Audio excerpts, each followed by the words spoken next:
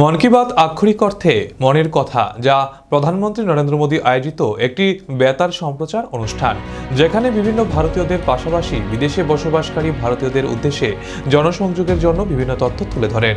৩রা October ২০১৪ সালে প্রথমবারের মতো দেশবাসীর উদ্দেশ্যে মন কি বাত অনুষ্ঠান নিজের বক্তব্য তুলে ধরেছিলেন প্রধানমন্ত্রী নরেন্দ্র মোদী। এই অনুষ্ঠানের মূল উদ্দেশ্য হল দৈনন্দিন ঘটে যাওয়া বিভিন্ন বিষয় নিয়ে জনসাধারণের সাথে মত বিনিময় করা এবং বিভিন্ন জানা এবং অজানা তথ্য সবার ভেতরে প্রতিস্থাপন করা। অনুষ্ঠানটি অরাজনৈতিক। এটি ভারতের প্রথম দৃশ্যত সমৃদ্ধ রেডিও অনুষ্ঠান, যার মাধ্যমে মোদী ভারতবাসীর সঙ্গে নিজের সম্পর্ক স্থাপন করেন এবং চলমান বিভিন্ন ঘটনা নিয়ে আলোচনা করেন। চলতি মাসের শেষ রবিবার ছিল মন কি বাতের ১২৯তম পর্ব। সারা দেশের সঙ্গে রাজ্যেও প্রধানমন্ত্রী নরেন্দ্র মোদীর মন কি বাত অনুষ্ঠান শোনার ব্যবস্থা করা হয়। রামনগর বিধানসভা কেন্দ্রের পশ্চিম জয়নগর বণিকপাড়াস্থিত শঙ্করগীতা আশ্রমে রামনগর মণ্ডলের উদ্যোগে মোদীর মন কি বাত অনুষ্ঠান শোনার ব্যবস্থা করা হয় এদিন। এখানে মেয়র তথা রামনগর বিধানসভা কেন্দ্রের বিধায়ক দীপক মজুমদার, কর্পোরেটর তুষারকান্তি ভট্টাচার্য, রামনগর বিধানসভা কেন্দ্রের মণ্ডল সভাপতি অমিতাভ ভট্টাচার্য সহ অন্যান্য কর্মকর্তারা মন কি বাত অনুষ্ঠান শুনেন। এই ব্যাপারে মেয়রের প্রতিক্রিয়া আমরা শুনে নেব।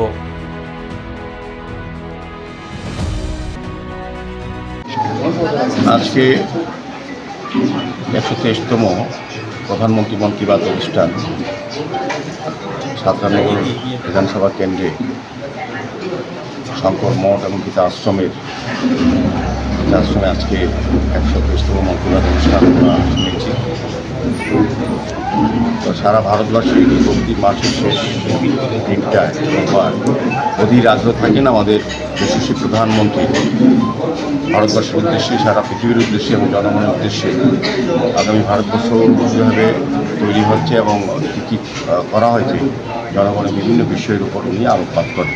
অধীর আগ্রহে আমরা শুনতে অপেক্ষায় থাকি। তা আজকে ৩০তম মন কি বাত আমরা শুনলাম।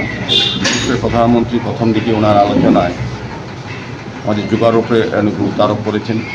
যোগা কতটা মানুষের প্রয়োজনীয়, মনের দেহকে সুস্থ রাখার ক্ষেত্রে এবং সার্বিক পরিবেশ পরিমাণকে রক্ষা করার ক্ষেত্রে যোগ অত্যন্ত প্রয়োজনীয় উনি উল্লেখ করেছেন। এবং বিভিন্ন বিষয় আমাদের বড় ফুটবল খেলার ওপর উনি আরও বললেন যে যারা প্লেয়ার এখন সারা বিশ্বে, সারা ভারতবর্ষে একটা জায়গা করে নিয়েছে। আমাদের মেঘালয়ের যারা মা বোনেরা আছে তাদের স্কিল ব্যবহার করে এসএসজিগুলো তারা আর্থিকভাবে আত্মনির্ভর হচ্ছে। এবং বিশেষ করে বলব যে আমাদের পরিবেশের উপর গুরুত্ব আরোপ করেছে এবং বিভিন্ন ক্ষেত্রে সরকারি পাশাপাশি ব্যক্তিবর্গরাও যে পরিবেশ রক্ষার ক্ষেত্রে পারিবারিকভাবে এগিয়ে এসেছেন এবং পরিবেশ রক্ষা অত্যন্ত প্রয়োজনীয়। উনি এই কারণে ২ বছর আগেও এক পেড় মা কি নাম উনি বলেছেন, উনি আবারও বলেছেন পরিবেশ রক্ষা সকলকে এগিয়ে আসার জন্য বিভিন্ন দিক। আমি বলবো যে শেষ দিকে উনি যেটা বলেছেন যে আমাদের সুকান্ত শুক্লা কথা উনি আগামী মন কি বাত অনুষ্ঠানে বলবেন এই সেক্টরের বিষয়ে।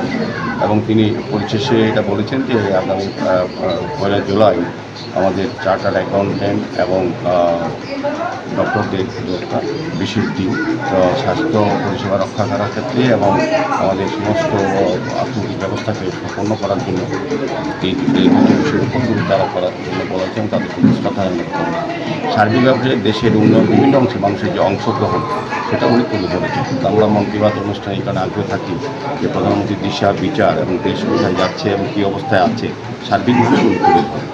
আজকের এই অনুষ্ঠানে আমাদের মধ্যে শঙ্কর মঠ এবং গীতা আশ্রমের মহারাজ যারা আছেন, আমাদের কর্পোরেটর এমএসএনের মণ্ডল সভাপতি অন্তিম ভট্টাচার্য আছেন, আমাদের জেলার যিনি মহিলা মোর্চার সভানেত্রী জুমা বিশ্বাস সহ আমাদের কার্যকর্তারা, সভাপতিরা এবং এই এলাকার জনগণ খুব আগ্রহের সহিত ১২৩তম মন কি বাত প্রধানমন্ত্রী শুনেছেন।